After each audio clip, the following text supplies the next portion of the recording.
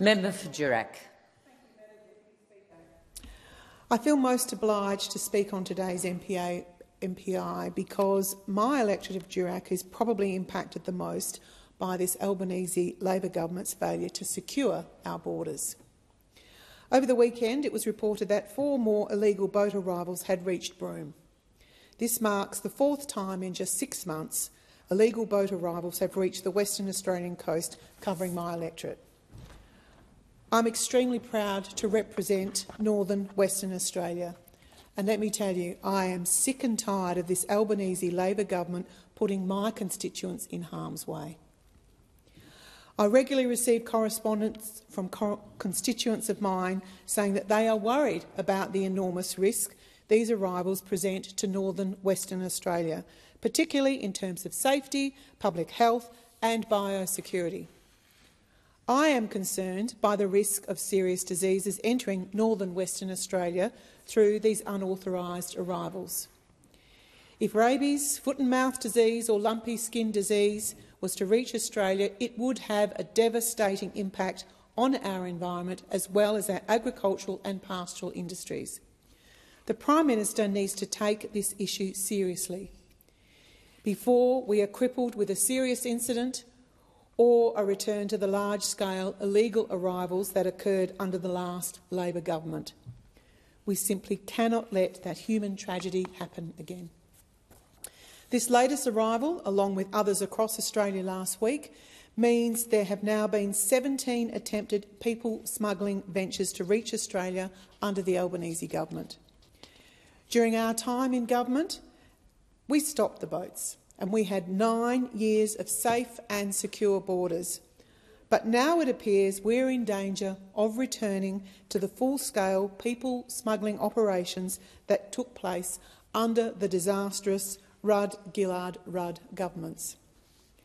You would think those opposite would have learnt their lesson from when they were last in office, which saw some 50,000 illegal boat arrivals in 820 boats and, tragically, 1,200 deaths at sea.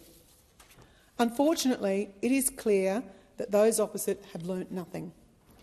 Just as Rudd dismantled the Howard government's policy, the Albanese government has undermined Operation Sovereign Borders, which cleaned up the mess they had left us when we came to office in 2013. They have abolished temporary protection visas and are planning a cut of some $400 million in border security funding over the next 3 years.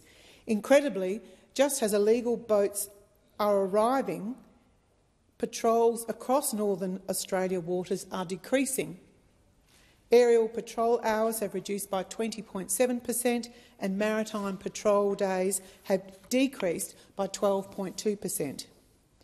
Let me tell you, Madam Deputy Speaker, I'll be paying very close attention to the Treasurer's speech tonight and to the budget papers to see if their planned cuts will be reversed and if there will be any more resources to defend and to patrol northern Western Australia. That is what my constituents are crying out for. The people that I represent, they deserve nothing less. Of course, the government's immigration failures reach much further than reduced patrols or cuts to border security. Their response to the NZYQ ruling of the High Court has been one of the greatest examples of government incompetence on record. Late last year, the government released 152 hardened criminals into the community.